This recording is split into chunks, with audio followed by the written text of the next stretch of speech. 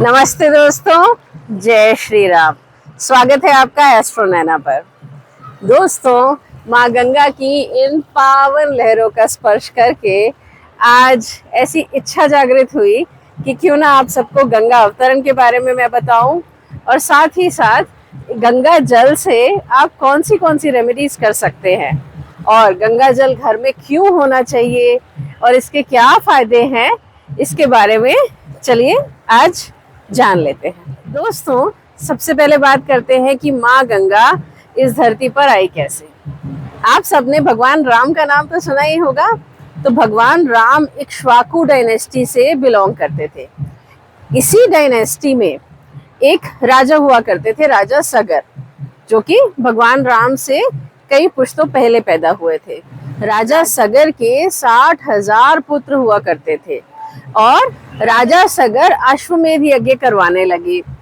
अश्वमेध यज्ञ जब पूरा ही होने वाला था तो इंद्रदेव को थोड़ी सी इनसिक्योरिटी हो गई। उन्होंने सोचा कि अगर यज्ञ पूरा हो गया तो कदाचित उनका सिंहासन ही उनसे छिन जाएगा। तो उन्होंने जाके अश्वमेध यज्ञ के घोड़े को चुरा लिया और उस घोड़े को कपिल मुनि के आश्रम में जाके बांध दिया। तो राजा सगर जो है, उन्होंने अपने 60,000 पुत्रों को भेजा घोड़े को ढूंढने के लिए। ढूंढते ढूंढते ये 60,000 राजकुमार जा पहुंचे कपिल मुनि के आश्रम में और उन्होंने जब घोड़ा वहां पे बंधा हुआ देखा तो उन्होंने सोचा कि शायद ये घोड़ा कपिल मुनि ने ही चुराया होगा। तो वो कपिल मुनि को कुछ अपशब्द बोलने लगे।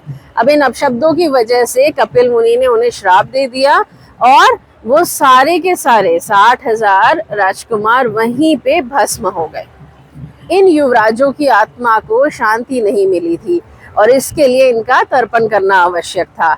लेकिन जब कपिल मुनि से पूछा गया कि इनका तर्पण कैसे होगा, इनकी आत्मा को शांति कैसे मिलेगी, तो पता चला कि इनका तर्पण तभी हो सकता है या फिर इनको मुक्ति तभी मिल सकती है जब गंगा के जल से इनका श्राद्ध किया जाए, इनका तर्पण किया जाए।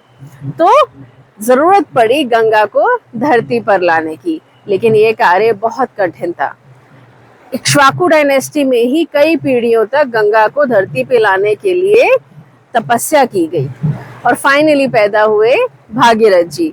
तो भागीरथ जी ने ये कार्यभार संभाला और उन्होंने कहा कि मैं माँ गंगा को धरती पे लाऊंगा। उसके लिए उन्होंने कठोर तप किया। तो फाइनली भागीरथ जी के इतने प्रयासों के बाद माँ गंगा को धरती पे आने की अनुमति दी ब्रह्मदेव ने। लेकिन माँ गंगा ने कहा कि मेरा वेग इतना ज्यादा है कि इस वेग की वजह से धरती फट सकती है, धरती मेरा बोझ सह नहीं पाएगी, या फिर जितने प्रेशर से पानी धरती पे गिरेगा वो धरती सहन नहीं कर पाएगी। तो ऐसे में अब क्या करना चाहिए? तो फिर भागीरथ जी ने दोबारा तपस्या की भगवान शिव की। भगवान शिव उस तपस्या से प्रसन्न हुए और उन्होंने भागीरथ जी से पूछा कि उनको क्या चाहिए। तो उन्होंने भगवान शिव से कहा कि गंगा को धरती पे लाने के लिए आपकी सहायता चाहिए। तब भगवान शिव अग्री हुए कि वो माँ गंगा को अपनी जटाओं में समाहित कर लेंगे और फिर बहुत पतली धारा की फॉर्म में गंगा को धीरे धीरे धरती पे छोड़ेंगे ताकि एकदम बहुत प्रेशर से गंगा धरती पे ना गिरे और धरती का नुकसान ना हो। अब ऐसा कहा जाता है कि जहां जहां भागीरथ जी चलते गए धरती पे, वहां वहां गंगा उनको फॉलो करती रही और इसी तरीके से गंगा अवतरण धरती पर हुआ। अब गंगा अवतरण तो धरती पर हो गया, लेकिन क्या आपको गंगा की महिमा के बारे में पता है? दोस्तों, माँ गंगा को पाप नाशिनी माना जाता है क्योंकि ये सीधा स्वर्ग से सिधारी हैं। तो इनकी जलधारा में इतनी पोटेंसी है, इतनी पॉजिटिव एनर्जी है कि ये आपके पापों को भी नष्ट कर सकती है। अब क्योंकि माँ गंगा का जल इतना स्वच्छ है, इतना पवित्र है, तो माँ गंगा के जल से हम ढेर सारी एस्ट्रोलॉजी और वास्तु रिलेटेड रेमेडीज भी करते हैं। तो आइए मैं इनमें से कुछ रेमेडीज आपको बता देती हूँ। सबसे पहले तो अगर आपके बच्चे नींद से रात को डर के उठ जाते हैं या आपको लगता है कि उन्हें कोई बुरे सपने सता रहे हैं या आपको खुद भी अगर कोई बुरा सपना बार बार आ रहा है, कोई नेगेटिव फीलिंग आ रही है बार बार, तो रात को सोने से पहले अपने बिस्तर पे जरूर गंगा जल छिड़क दीजिए। अगर कोई भी नेगेटिविटी होगी तो वो कोसों दूर चली जाएगी तुरंत। दूसरी रेमेडी, अगर आपके घर में कोई भी वास्तु दोष है, ईस्ट वेस्ट नॉर्थ साउथ किसी भी डायरेक्शन में कोई भी वास्तु दोष अगर आपके घर में है, तो आप अपने घर में गंगा जल छिड़कना शुरू कर दीजिए, एटलीस्ट हफ्ते में एक बार। केवल इतना करने से आपके घर के सारे वास्तु दोष बहुत दूर हो जाएंगे, या फिर उनके नेगेटिव इम्पैक्ट आपके जीवन पर नहीं आएंगे। नंबर 3, अगर आपके और आपकी पत्नी के बीच में या फिर आपके और आपके पति के बीच में कुछ रिलेशनशिप ठीक नहीं चल रहे हैं, आपको लगता है झगड़े ज्यादा होते हैं, अननेसेसरी मिसअंडरस्टैंडिंग्स, अननेसेसरी आर्ग्यूमेंट ज्यादा होते हैं, तो भी आप गंगा जल की मदद ले सकते हैं, क्योंकि गंगा जल केवल शरीर को पवित्र नहीं करता बल्कि मन को भी पवित्र कर देता है। देखिए, जब भी कोई रिलेशनशिप इशू आए तो आपको अपना जुपिटर स्ट्रॉन्ग करना चाहिए और मून स्ट्रॉन्ग करना चाहिए। जुपिटर स्ट्रॉन्ग होने से आपके अंदर ये भावना ही नहीं आएगी कि आप पार्टनर से सेपरेट हो जाएं, बिकॉज जुपिटर कभी भी रिलेशनशिप की सेपरेशन को सपोर्ट नहीं करता। साथ ही साथ चंद्रमा स्ट्रॉन्ग होने से मन स्ट्रॉन्ग होता है, और मन का ही तो सारा खेल है। तो माँ गंगा यानी कि माँ गंगा का जल आपके चंद्रमा को स्ट्रॉन्ग करता है, और हल्दी जो है ये जुपिटर को स्ट्रॉन्ग करती है। तो आप माँ गंगा के जल में हल्दी डाल के और उससे नहाना स्टार्ट कर दीजिए, यानी कि अपने नहाने के पानी में थोड़ा सा गंगा जल और थोड़ी सी हल्दी डालना शुरू कर दीजिए, और 41 दिन तक अगर आप और आपके स्पाउस दोनों इस जल से नहाते हैं तो आप लोगों के बीच की सारी मिसअंडरस्टैंडिंग्स अपने आप ही दूर हो जाएंगी। नंबर 4, आप गंगा जल से अपने घर के मंदिर को शुद्ध और पवित्र रख सकते हैं। घर का मंदिर सबसे ज्यादा हाई एनर्जी वाला एरिया होता है, और कई बार हमारी भूल चूक की वजह से वहां पे थोड़ा सा एनर्जी क्लैशेस बिल्ड हो जाते हैं।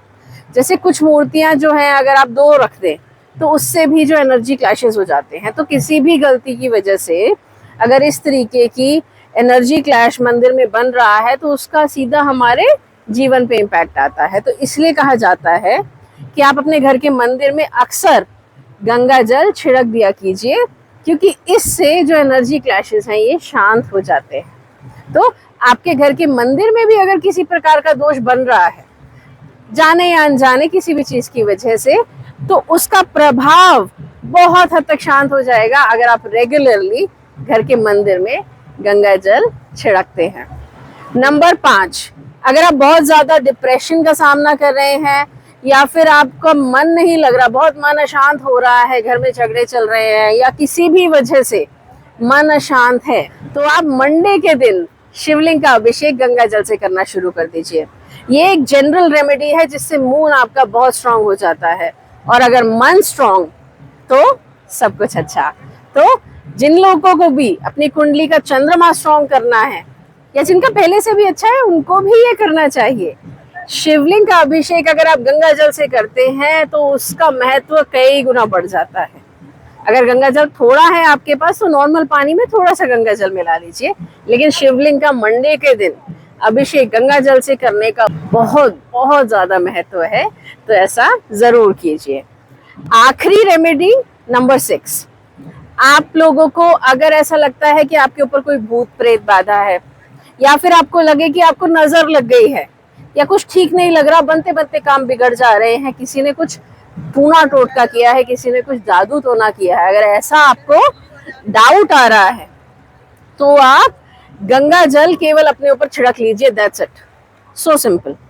केवल अपने ऊपर गंगा जल छिड़कने से आपकी सारी भूत प्रेत बाधाएं, सारी नजर, सारा काला जादू का इम्पैक्ट, सब कुछ तुरंत खत्म हो जाएगा। अगर इम्पैक्ट बहुत ज्यादा है तो आप 21 दिन तक इसको रिपीट कीजिए। केवल आपने सुबह उठ के एक स्प्रे बॉटल में आप गंगा जल डाल लीजिए और अपने फेस पे स्प्रे कीजिए, बॉडी पे स्प्रे कीजिए, दैट्स इट। तो गंगा जल के इतने सारे उपयोग करके आप अपने जीवन में सुख समृद्धि अट्रैक्ट कर सकते हैं और एक बेहतर जीवन जी सकते हैं। तो आई होप कि इस रेमेडी को आप जरूर अपनाएंगे और आप अपने घर में गंगा जल हर वक्त अवश्य रखेंगे। अगर कोई ऐसी परेशानी चल रही है जिसका समाधान समझ ही नहीं आ रहा, तो ऊपर दिए गए नंबर पे कॉल करके एक कंसल्टेशन बुक कर लीजिए, जिससे आपके एस्ट्रोलॉजी के चार्ट को मैं पढ़ के आपको ये बता पाऊँ कि आपको एग्जैक्टली किस तरीके की रेमेडीज करनी चाहिए अपनी लाइफ को बेहतर बनाने के लिए। तो चलिए मिलते हैं अगली वीडियो में। नमस्ते, जय श्री राम।